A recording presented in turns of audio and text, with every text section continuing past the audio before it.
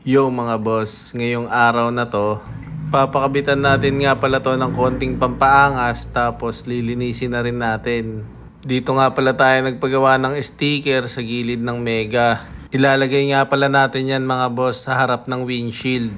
Para kahit mukhang panghakot to, may dating pa rin yung apex natin mga bossing. Yan, nakikita nyo, gilas ng machine o siya na mismo humuhulma ng mga letra. May mga naging biyahe na nga rin pala tayo mga boss pero hindi ko pa na-edit yung mga video. Naarkilan na nga rin pala tayo sa Hakot Gamit, tapos na-service na rin tayo sa event center, at napasukan din pala tayo ng booking ng Lalamove. Pero yung sa Lalamove natin mga boss, malapit lang dito. Kasi alam ko para makabiyahe ka ng dire-diretso, kailangan mo pa magkaroon ng LTFRB. Comment nyo nga mga boss kung anong kailangang requirements para sa LTFRB at kung magkano magagastos natin doon. Oops, kita nyo naman, napakaangas. Merong high street. Yan, kahit papano, mga low budget lang pero dagdag angas sa ating sasakyan. Pagkatapos naman natin magpa-sticker mga boss, nandito naman tayo sa Hulog Car Wash. Low budget lang ulit to mga boss kasi kakapa-car wash ko lang nung nakaraang araw. Tapos nung kinagabihan naman umulan, bad trip. Sa hirap ng buhay, tandaan mo, hindi mo kailangan maging mayaman para magsimula. Pero kailangan mong magsimula para umasenso. Kung gusto mong umasenso, simulan mo sa disiplina, sa oras, sa gawa at sa ugali. Wala namang trabahong madali eh. Pero tandaan mo, ang pinaghirapan mas matamis ang bunga.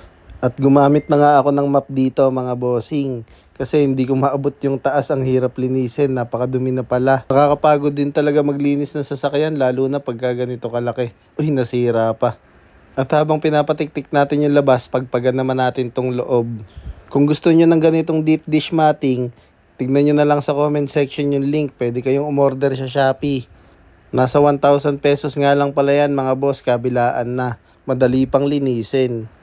Ito ding steering wheel cover, tignan nyo na lang sa comment section yung link. Lalagay ko na doon. Ito din nga palang dashcam na DD5, pwede nyo ring orderin sa Shopee. Ilalagay ko rin sa comment section yung link. Ayan, makikita nyo, may adjust nyo pa rin sa screen yan. Pwede ka rin pumunta sa front, may adjust mo rin yung camera sa front. Kaya napakaganda nito, tas napakalinaw pa. Kaya ano pang hinihintay nyo? Order na kayo. Plug and play nga din pala yan mga bossing.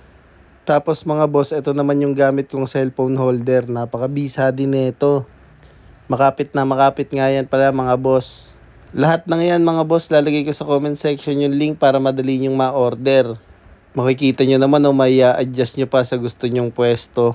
Tapos dito naman tayo sa may pintuan, nagkabit nga rin pala ako ng GR na rain visor. Huwag kayong mag-alala, yung mga magtatanong, lalagay ko na lang din sa comment section yung link para mabili nyo na rin yan.